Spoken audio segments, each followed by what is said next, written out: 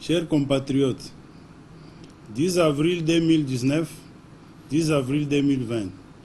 Jour pour jour, j'ai totalisé une année et commémore en ce moment l'an 1 de mon élection à la tête de la province par nos députés provinciaux que je salue en passant. Comme la journée du 10 avril 2020 avait coïncidé avec la clôture de la prière décrétée il y a quelques semaines, dans le cadre de la riposte contre la pandémie du Covid-19, je ne pouvais pas prendre parole pour vous rendre compte. Chers compatriotes, la victoire de mon élévation à la tête de notre province est la vôtre. Votre détermination à mettre en déroute les ennemis de la démocratie avait été en son temps et demeure incontournable et imposante. L'opinion se souviendra qu'avant mon élection, des ennemis de la démocratie s'étaient liqués à tenter de marcher sur votre volonté. Vous aviez bravé la peur, la pluie, la fatigue. Vous aviez mis de côté vos préoccupations et vos souffrances journalières en vue de me soutenir, en restant à mes côtés, avant, pendant et après mon élévation à la tête de la province. Et spontanément, vous m'aviez accompagné en triomphe à travers des artères de la ville de Mbuji-Mayi. Je vous réitère mes sincères remerciements. Je ne vous trahirai jamais. L'opinion se souviendra également que des ennemis d'avant mon élection qui se sont battus contre ma candidature sont demeurés dans leurs instincts de combattre ma gestion, feignant de distraire notre population à travers des discours démagogiques, en se présentant comme des fidèles serviteurs des intérêts de la population. Une génitrice digne de ce nom ne peut en vouloir au produit de ses entrailles. L'on ne se moque pas du Seigneur, l'on ne se moque pas du peuple. Ne dit-on pas que toute autorité vient de Dieu? À lui la gloire, à lui l'honneur, à lui la louange, à lui le couronnement de la victoire de mon élévation à la tête de notre province. Lui qui a rendu possible la marche de ma vie à la tête de notre province sous sa divine protection jusqu'aux premiers anniversaires de mon élection. Chers compatriotes, en ce moment où je dois commémorer l'an 1 de mon élévation à la tête de notre province, qu'il me soit permis de rendre un hommage particulier au père de la démocratie, Feu Etienne Tshisekedi Wamulumba. Je ne trahirai jamais votre mémoire, papa. Qu'il me soit également permis de rendre un vibrant hommage au président de la République, chef de l'État, son Excellence M. Félix Tshisekedi Tshilombo, Antoine. Excellence, recevez mes sincères remerciements pour votre confiance placée à ma modeste personne. Chers compatriotes, vous vous souviendrez que lors de mon message de remerciement vous adressé au lendemain de mon élection, j'avais promis de m'investir en travaillant la main dans la main, à dialoguer avec vous à travers des œuvres concrètes. J'avais ainsi promis, comme cheval de bataille, la transformation radicale de l'homme, la sécurisation des personnes et de leurs biens, l'éradication sans complaisance de la corruption, de l'impunité, de toutes sortes d'antivaleurs, la construction d'infrastructures publiques, la réhabilitation, la construction et l'entretien permanent des routes d'intérêt provincial, l'eau, la santé, l'électricité, l'agriculture, priorité des priorités, la transparence dans la gestion des finances publiques. En effet, à travers une ferme volonté politique et malgré l'environnement politique et économique que j'ai trouvé, j'ai supposé plusieurs réalisations qui s'imposent, justement en conformité avec la logique des choses et les décrets de destruction trouvés. Pour tout observateur sincère, honnête et pris du sens élevé d'un évaluateur impartial, l'on conviendra que l'on ne saurait exiger d'un gestionnaire de la chose publique, en moins d'une année de son mandat et même encore avant la fin de son quinquennat, des résultats élogieux. Lorsque l'on sait qu'il doit évoluer dans un décor de reconstitution à zéro des finances publiques. Lorsque l'on sait qu'il devrait être régulièrement ravitaillé en rétrocession. Lorsqu'il doit s'entourer d'un environnement apte à endurer le respect des recettes publiques. Bref, à combattre les antivaleurs enracinés de manière vertigineuse à tous les niveaux de la société. Tout développement confronté à un degré élevé de destruction commence toujours par s'attaquer d'abord à la racine, au redressement du système, avant de poser les colonnes de son impulsion. Faire le contraire, c'est exposer tout l'édifice à l'écroulement.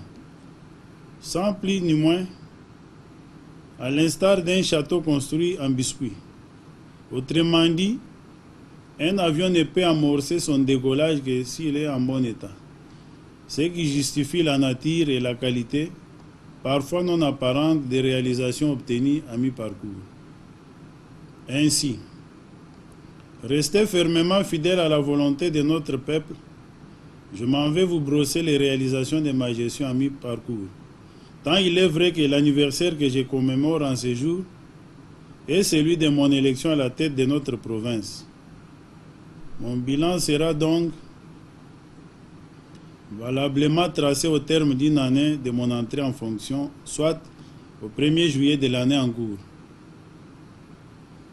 En premier lieu, je vais décrire de manière succincte la situation que j'ai trouvée avant mon entrée en fonction.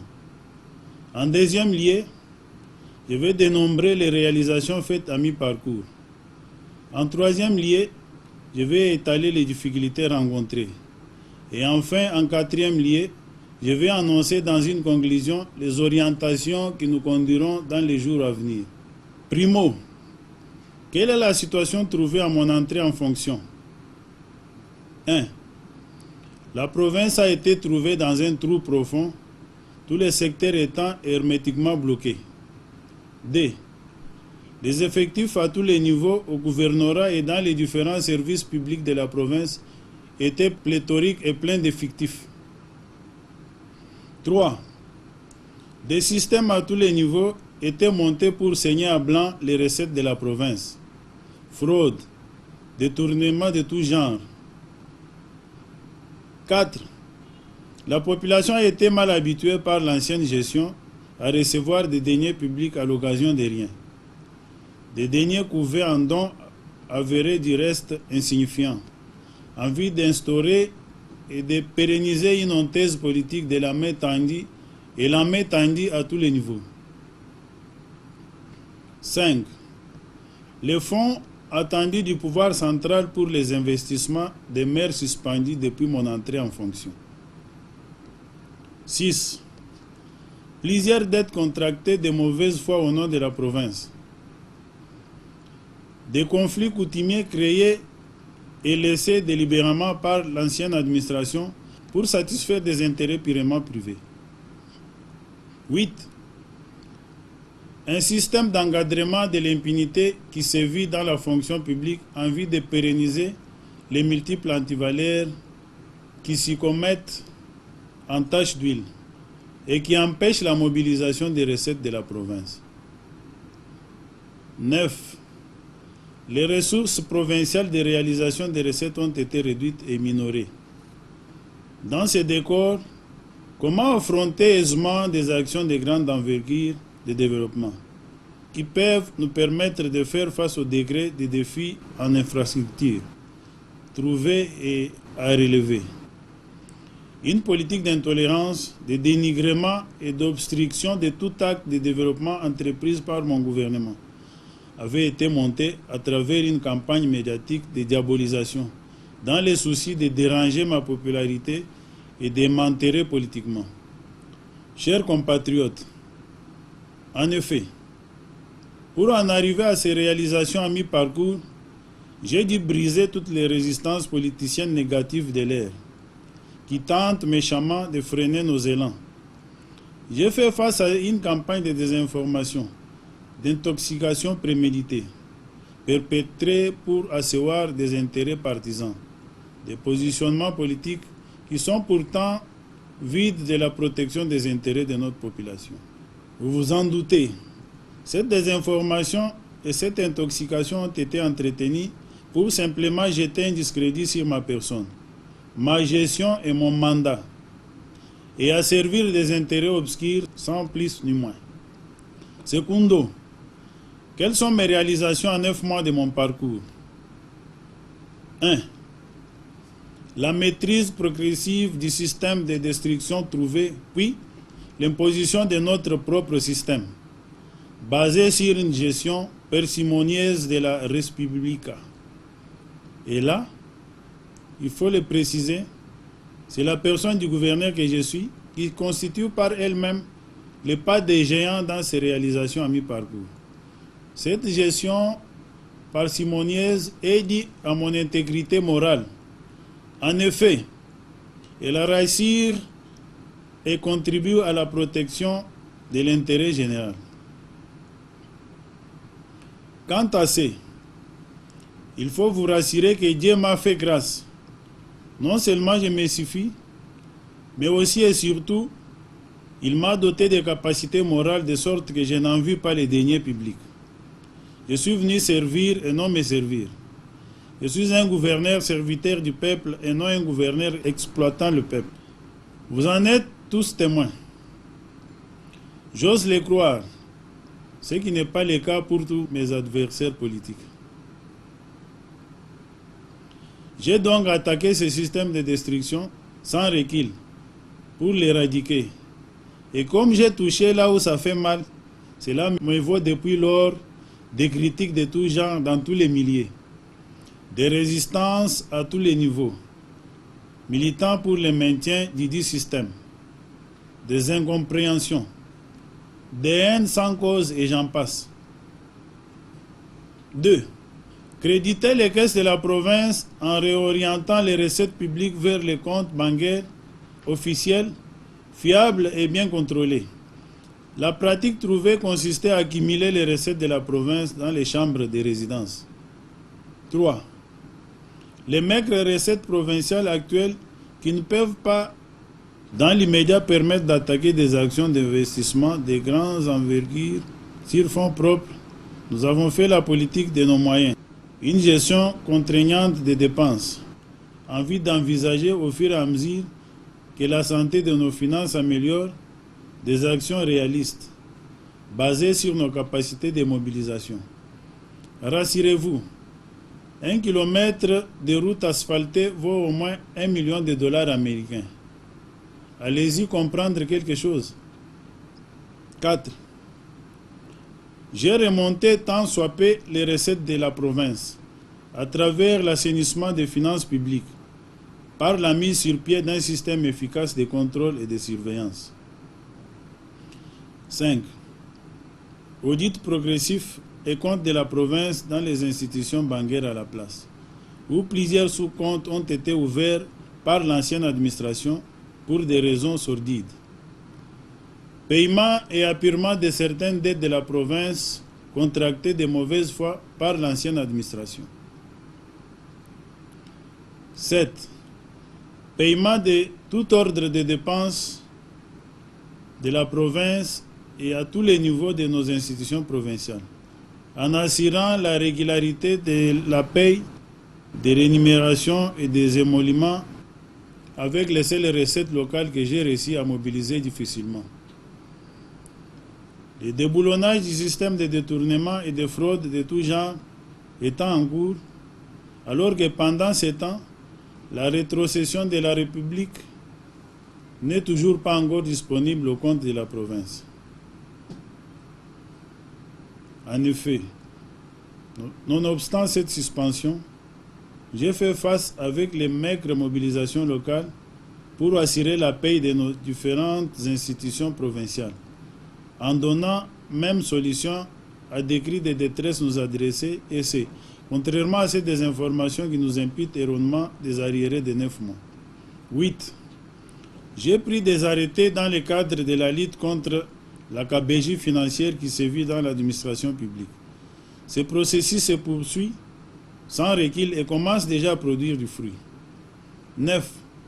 Assistance des sinistrés des événements malheureux de Kassansa, de Lupatapata, des refoulés de l'Angola et j'en passe. 10. Travaux d'éclairage des caniveaux sur les grandes artères de la ville de Mbujimaï, ainsi que la lutte contre certaines têtes d'érosion. Je citerai le cas de la nationale numéro 1 au niveau de PK57 et au niveau de Chibombo village. Bien que cela rentre dans les attributions du gouvernement central, nous avons déployé les moyens de la province et y avons réalisé des travaux de grandes envergures ayant rétabli la circulation. Je citerai également le cas du ravin qui menaçait l'établissement scolaire Mère Ossia et d'autres structures et infrastructures de la place, dont les travaux sont en cours d'exécution, de loin au-delà des prévisions initiales. 11.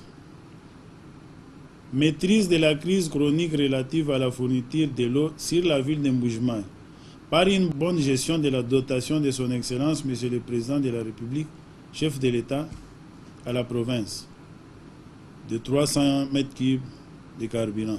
Contrairement aux dires d'experts de la Régie des eaux, de la SNEL et de la société Enerca, qui envisageaient une consommation de cette dotation en 3 mois seulement. J'ai impulsé une rigoureuse gestion qui nous a permis de les défier largement au-delà de 10 mois. Toujours en rapport avec l'eau, la BAD a enfin, par mon lobbying, accompli un financement suffisant au profit de la Régie des eaux pour l'addition d'eau dans la ville de Mbujimaï, à peu près 27 millions de dollars américains. Encore, par mon lobbying, les projets de forage de puits d'eau se sont réalisés à Gabeyakamwanga, au Daipen et à Bakwalu Bilange. La population de ces contrées est desservie couramment en eau potable. Les forages de Mbouya Charles sont en phase finale. 12.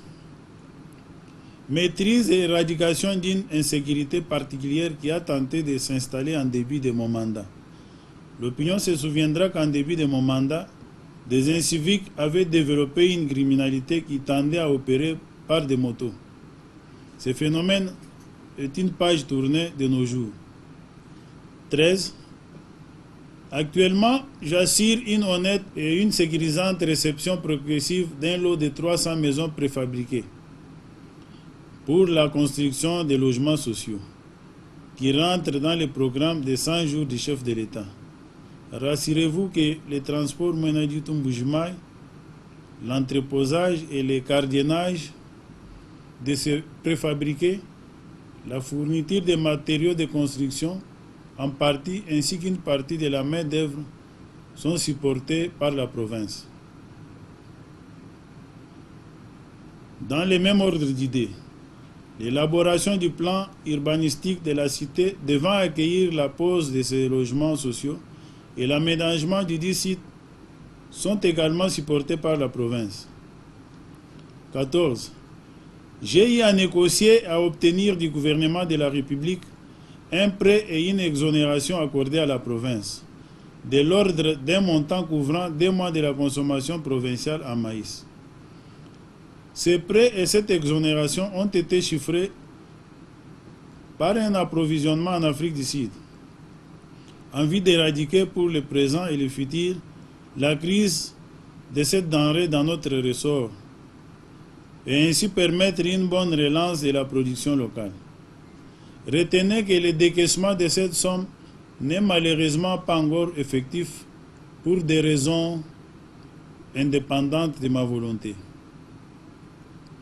Malheureusement, ce sont certains natifs du Kasaï qui sont à la base de ces non-décaissements parce qu'ils voulaient s'en approprier la gestion. Aussi, l'opinion se souviendra à ce propos que mes adversaires se sont permis de fabriquer des crises artificielles en créant la rareté de cette denrée.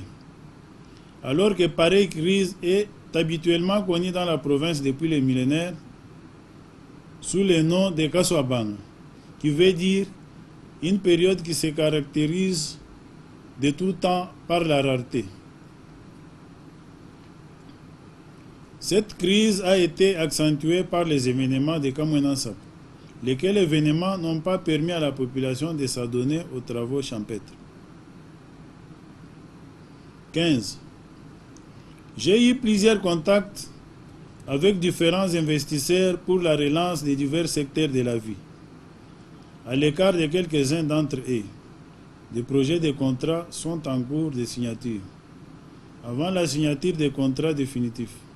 Toutefois, je veille à ne pas engager la province dans des contrats qui pourraient exposer vainement et négativement ses intérêts.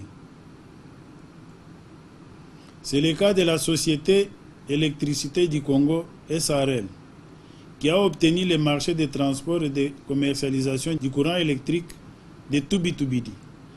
De même, dans ce chapitre, je vous annonce que les 27 km de la voirie urbaine asphaltée dans la ville de Mbujimaï connaissent actuellement une dispute quant à l'attribution de leur réalisation. La direction nationale de l'Office des routes ainsi que celle de l'Office de voirie et drainage, sur l'instruction du chef de l'État, se devront de s'occuper de ces travaux.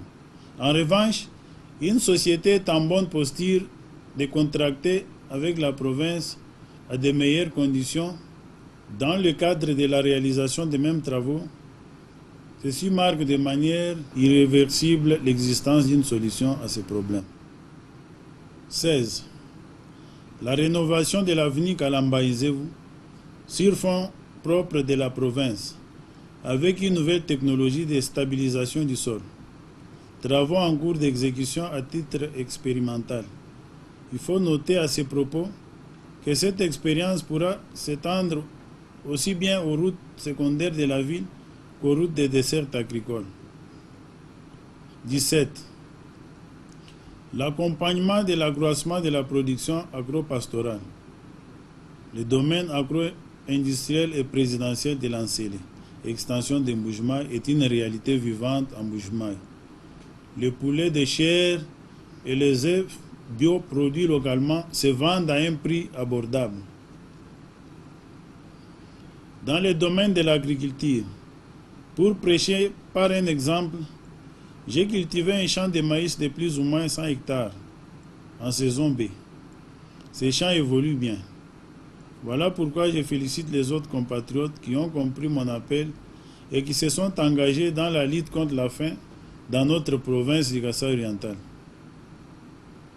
18. La réhabilitation de la route et du mur de soutènement du pont Kakangaï qui mène vers le port de Ndomba. Vous le savez, chers compatriotes, par ce port, notre province est définitivement désenclavée.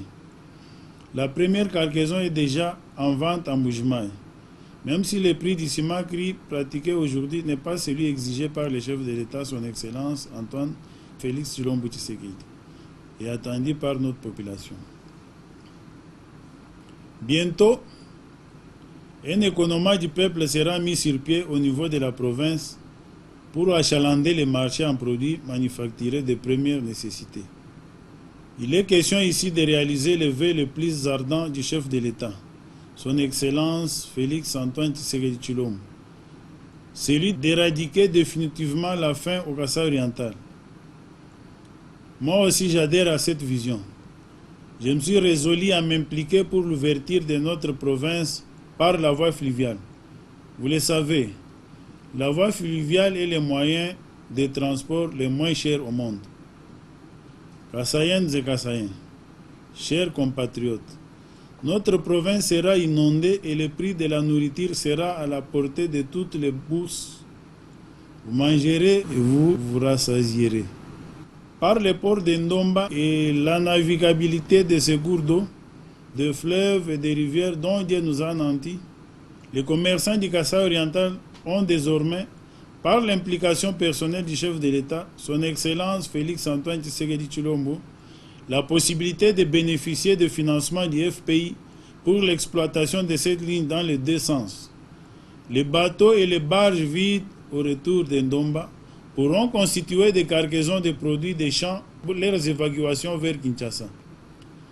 Nos agriculteurs seront encouragés de cultiver davantage, non seulement pour la consommation locale, mais aussi pour l'exportation. Cette économie circulaire fera ainsi de notre espace non seulement un espace de consommation, mais aussi celui de production. 19.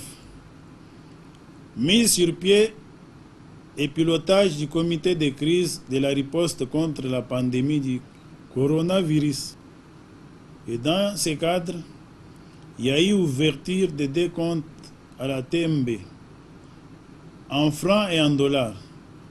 Je vous informe que la société SACIM est la première à réagir à l'appel lancé avec une contribution de 120 000 dollars américains et a aussi fourni des kits de prévention. Dans le même chapitre, je fournis des fûts de 250 litres qui sont placés aux entrées de la ville et des différents marchés. Il en sera de même pour toutes les entrées de la province. 20. Accord donné à la firme Liquide Télécom pour la connexion de la province du Kasaï oriental à la fibre optique. L'aménagement, l'élargissement et la modernisation de l'aéroport de Bipemba pour changement de standing en aéroport international. N'eût été la maladie à coronavirus, les travaux seraient déjà entamés. 22. Sous mon lobbying, quelques jeunes de la province sont engagés à la SACIM. Ce processus d'engagement des jeunes se poursuivra au fur et à mesure. J'en fais mon cheval de bataille. 23.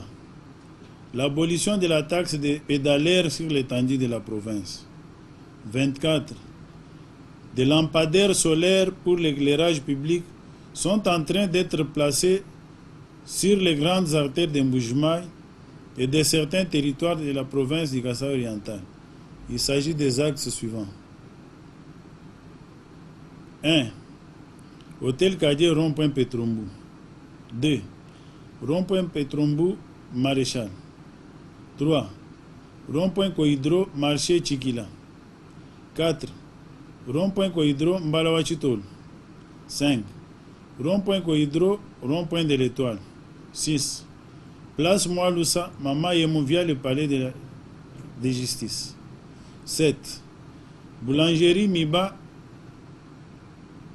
Pain Congolo Vert Kassamai. 8. Rond-point Mama Yemou Vert d'Aipen Ngalula. Pour les territoires, dans un premier temps, il s'agit de Chileng, Kabeya Kamwanga et Katanda. 25. Depuis que je suis à la tête de notre chère province, je n'ai jamais effectué un voyage privé. Tous mes déplacements sont souvent initiés par le pouvoir central, excepté celui que j'avais personnellement entrepris pour accompagner la délégation syndicale de l'AMIBA. J'ai conduit cette délégation auprès du chef de l'État pour trouver des solutions aux difficultés de la société mère de notre province. J'ai cité l'AMIBA. Tous ces voyages, vous vous en doutez, sont couverts par des ordres de mission dûment établis. Leur principal but était soit le plaidoyer, soit le lobbying, soit les séances de travail. Cette liste de réalisations en 9 mois de l'investiture de mon gouvernement n'est pas limitative. J'invite ma population à veiller et à protéger ses acquis. Ils vous appartiennent. Tertio. Quelles sont les difficultés rencontrées? 1. L'on m'oppose une politique de harcèlement et d'intimidation en manipulant certains médias contre ma personne, dans le but de me distraire afin de m'empêcher de mener à bon port mon programme d'action. Dans cet ordre d'idées, il est à noter qu'il est développé un manque notoire de considération à mon égard. Ni au téléphone, ni dans les correspondances, les titres d'excellence ne m'est pas reconnu. 2. Conformément à la Constitution de la République et à la loi portant libre administration des provinces, qui exige que tout prêt à contracter par la province soit sanctionné par l'autorisation préalable de l'Assemblée provinciale, la province a introduit cette demande depuis le 28 novembre 2019, afin de faire face aux grands travaux d'investissement dans le domaine d'infrastructure. Cette demande demeure lettre morte pour des raisons inouïes malgré les rappels. 3. Non-versement de la rétrocession du pouvoir central à la province quant aux fonds pour les investissements, ils ne nous sont jamais parvenus. 4. Les antivalaires dans les saignements à blanc persévèrent à ne pas disparaître à travers les mains noires qui opèrent pourtant dans les rangs des politiciens. Des missions de contrôle et de démantèlement de ces réseaux que j'ai institués dérangent, fâchent et augmentent la haine contre ma personne. 5. L'argent du prêt accordé par le gouvernement de la République à la province pour l'achat du maïs en Afrique du Sud demeure non décaissé jusqu'alors, pour des raisons inavouées. 6. Les missions de contrôle entreprises par l'organe délibérant de notre province ont été délibérément bâclées.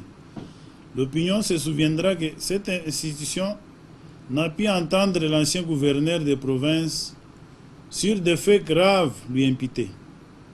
De même, cet organe n'a pu non plus convoquer et entendre les ministres des Finances du gouvernement provincial passé.